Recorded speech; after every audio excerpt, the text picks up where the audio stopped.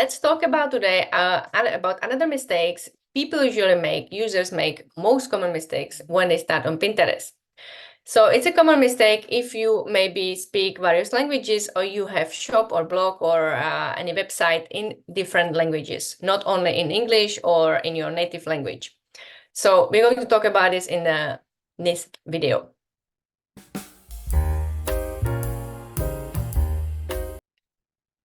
Hi, I'm Mikaela. I'm Pinterest manager and ad specialist. So I'm here to help you, to show you the potential of this platform, because I truly believe that there is a lot of business owners who are still not there. And I think there is this huge potential. You should definitely be on Pinterest if you if you avoid these mistakes I'm talking about. So we're going to talk about this fourth mistake right now. Let's go back to video.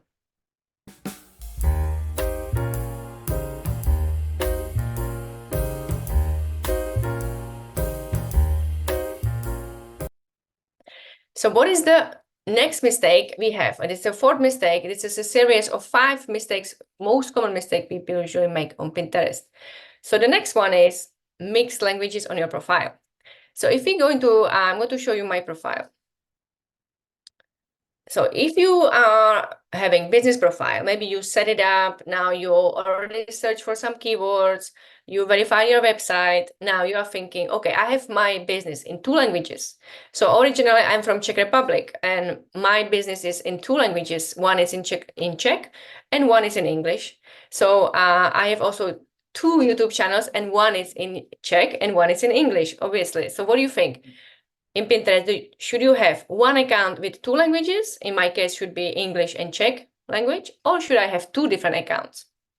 The answer is easy. You should have 2 different accounts, like you have 2 different Instagram profile for different languages, or 2 YouTube channels, because you are talking different languages and you have different target group. The same thing is when you have Pinterest profile. Some profiles in Czech Republic, when I start with them, they have mix. They have English and they have Czech language. But of course, they are targeting Czech people, right? And maybe a lot of people check their customers, they are their customers, they are on Pinterest, but they don't speak English. So they're never going to find them because they are not searching for the keywords. They are not searching for the pins. They would normally search. But they would search the keywords in Czech language. But if they have the keywords and optimize the profile in English, and then sometimes they put some Czech and sometimes English, that's the common mistake, because you should always choose one language for one profile. So if you maybe you are in Canada and you have French customers and also English, then start on Pinterest, start your business profile, and then decide who I want to target on Pinterest. Is the French customers or is the English customers? Who is the one I'm going to target? Because you should always choose only one language for business profile. So don't try to mix your keywords, because people are also searching different way, right? In Czech Republic, people are searching for Czech keywords. In English, in Europe or in native English speakers, or not even native English speakers, anybody who speaks in Europe English, they're going to search different way than Czech people. So my audience is divided. I have business profile in Czech Republic and I have business profile in English, right? Like my pin inspiration. So this is the way you should think about it.